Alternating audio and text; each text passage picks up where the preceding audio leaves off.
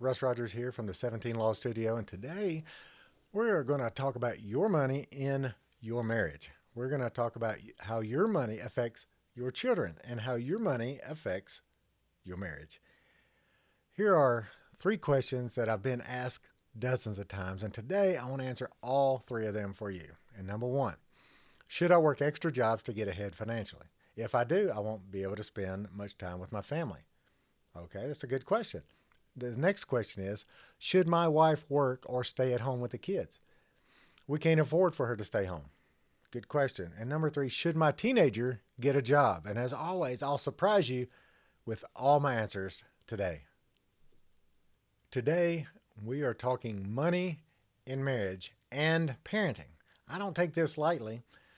And if you get a chance, I wrote an entire chapter about this one in one of my books, The 17 Laws of Parenting. Big deal. I'm not going to go into detail on budgeting, or even though I really want to talk about budgeting, but I've already covered that in a couple other episodes. But rather, I want to go to the root of these questions. When I'm asked these questions, it seems simple. But what I'm wondering is, what's behind the question? What's driving the question? For example, one of my children asked me what we're doing Friday night. I could easily say, we're going to a movie, or out to dinner, or building a doghouse, or whatever. But there's more to the question. So I'm asking, well, why did you ask me that? Not in a cynical way, but I asked that, but I'm just curious. Well, in this case, they wanted to invite someone over to spend the night, but they wanted to see what we were doing first. It's kind of like my wife Tracy asking me, "Hey, are you going to wear that to church?" I love, I know what she's saying. She's saying not looking for a yes or no question. She's telling me I don't need to be wearing that to church. So I love talking about what you like talking about. So let's get to these questions, and these questions are no different in that I want to talk about what's behind the questions. The first question, if you remember, is this: Hey Russ, should I work extra jobs to get ahead financially? If I do, I won't be able to spend as much time with my family. Well, that sounds very noble, doesn't it? Oh, look at me. I'm going to work extra hard for my family. Well, is that right or wrong? I don't know. I have to make some assumptions since, like most times, I don't have the entire picture. I'm assuming this is coming from a couple who is married. And if we were live right now, which we're not, I would probably ask a question or two and address the last part of the question where you state you'll spend less time with your family. I would ask about that. My question would be, are you okay spending less time with your family? Is that something that you want to do as a family, to spend less time together? I would then start asking about their personal finances. How much is your house payment? If it's huge, then we're going to have a little more in-depth conversation. Maybe we need to sell the house. I would ask, how many car payments do you have? Maybe we need to sell a car. Maybe we need to drive a junker. How many other payments do you have? And if the answers show me they have a ton of payments, then I would suggest to you that you sit down as a family and evaluate what's important to your family. What do you want as a family? Is it all this stuff? Well, the question you need to answer is surprisingly a simple one to answer.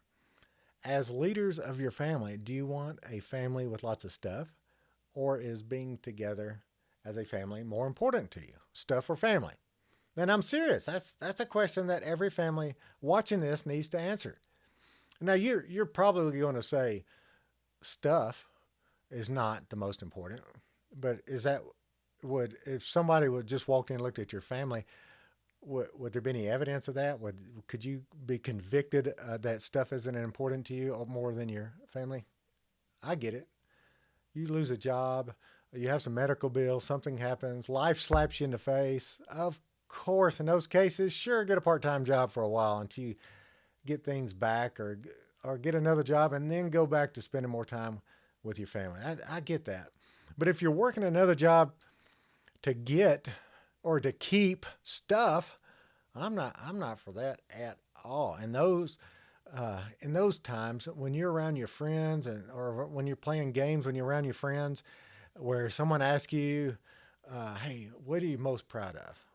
What's the thing that you want people to talk to you about when you're dead and gone?" And I doubt in a million years your answer will ever be that, man, I'm so proud I got a bunch of stuff.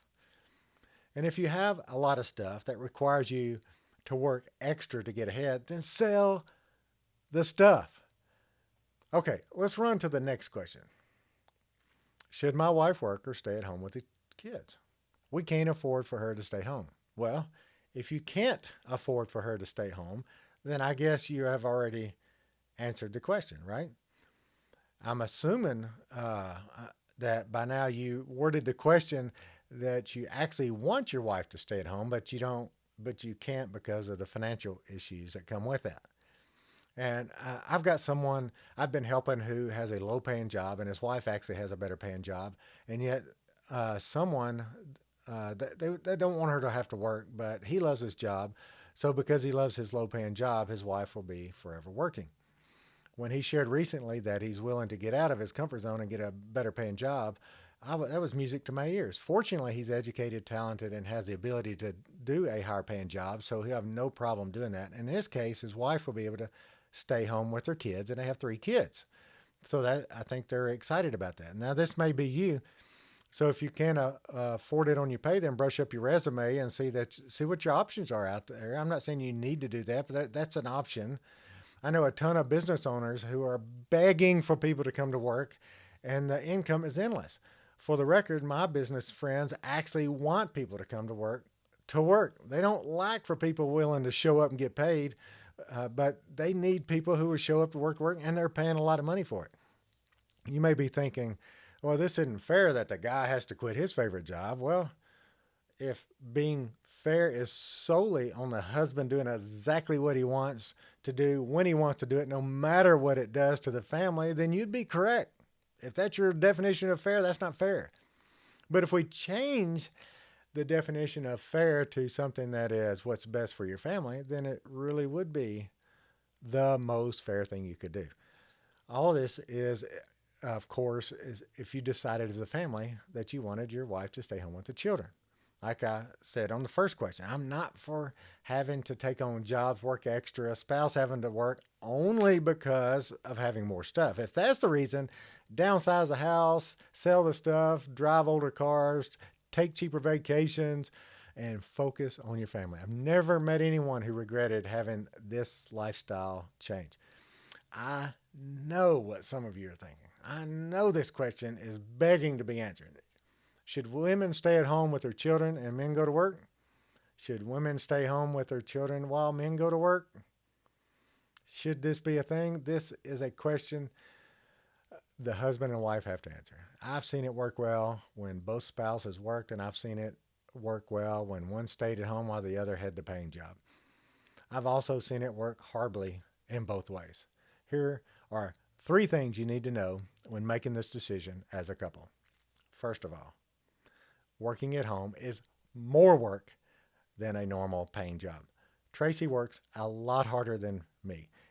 If you decide to go this route where your spouse stays at home, then you realize that the wife doesn't become the slave. Guys, it's still your responsibility to help with the kids, help with dinner, and everything that goes with it. Your wife is never off work. She doesn't get lunch breaks when the children are in the house. No downtime whatsoever.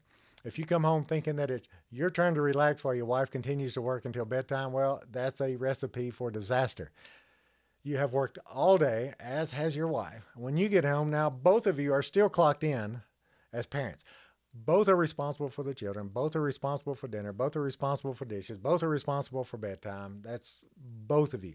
And again, if you decide that it's best for your wife to stay home with the children, never forget that staying at home is harder than whatever it is that you do for a living. Now, here's a second thing that I want you to think about when you decide to make the decision. Does your wife want to stay home with the least paying job?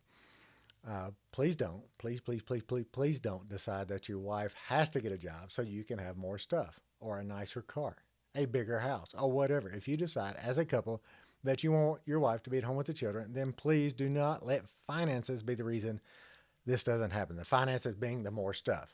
Of course, there are going to be sacrifices, but I say to you, and every couple that's ever done that, they say it's worth it if that's the decision they made. Okay, number 3, on whether you decide if mom and dad are going to have paying jobs while having children. If both are working, what you absolutely must do, I mean, people, listen to me and listen to me now. You must still remain the primary influence of your children. See, people tell me all the time that they homeschool not because of crime or what they teach in public schools or religious reasons, although those are all factors, but they homeschool because the parents, want to be the primary influence on their children. But whether you homeschool or go to private school or public schools, work, never work, doesn't whatever's going on in your family, the parent needs to be the primary influence of the children. Simple as that. Who do you want to have the most influence on your children?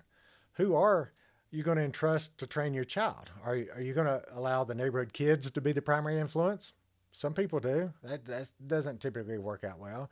Sure, you're not leaving it up to primetime television to train your children, so you don't have to deal with them, and that'll keep them busy. Are you banking on your local school system to tell them everything they need to know about life? Who can replace you when it comes to training your children? Are you abdicating the role to your youth leader, your church?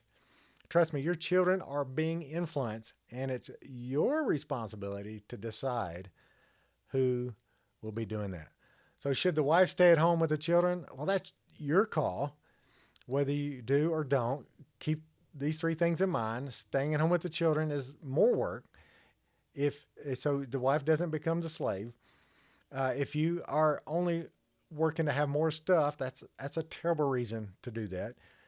If you want your spouse to stay at home with the children, but you're not because you want more stuff, that's what I'm talking about. And the last thing, no matter what you decide, the parents still have to be the primary influence on the children.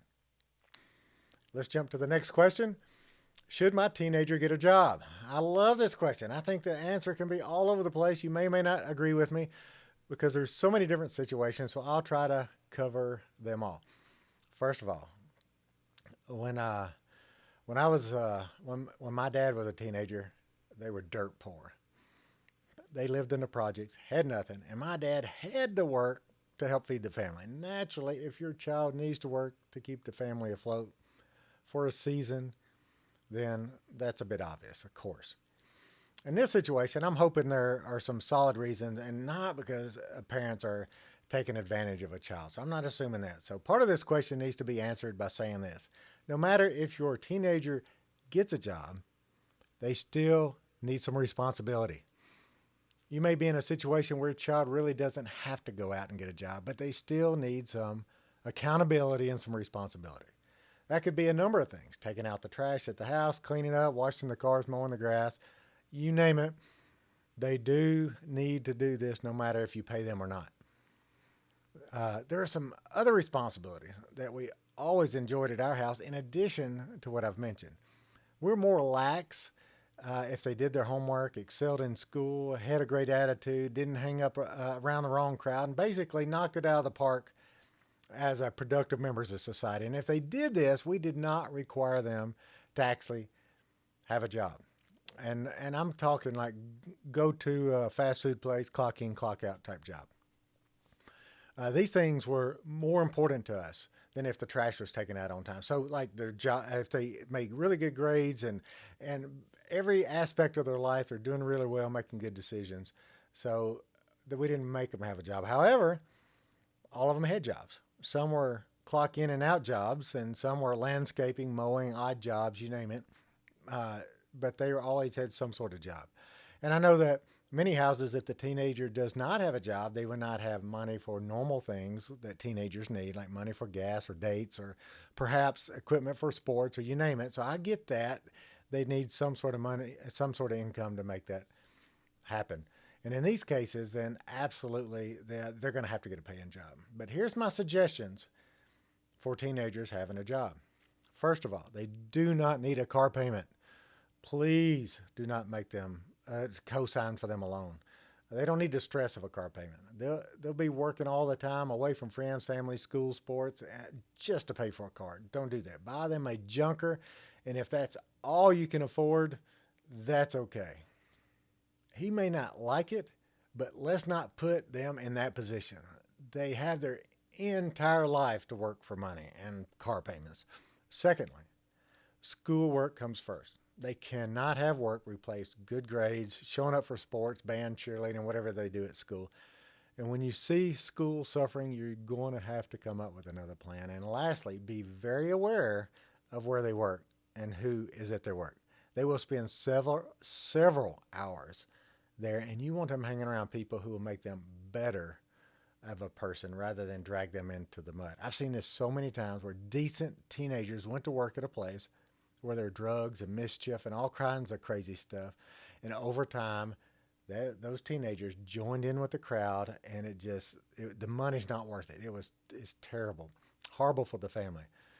I'm super hopeful this has helped for you as you find a way for your family's world of finances. As you try to figure out what's going on there. And before I go, I want to share that you need to check out the 17laws.com and check out my marriage commitment challenge coin. Take a minute to watch that video. That is huge. The next thing is you can buy my books, The 17 Laws of Parenting and The 17 Laws of Marriage, there as well. And be sure to sign up for my blog. And then remember, what I'm sharing with you isn't perfect, but I think I do a pretty good job of helping families. And if you'll sign up for the blog, you'll see even more ways throughout the week that you can probably learn something that'll help, or you may know somebody that's struggling in those areas, and you could forward that email to them. And I'll see you on the next show.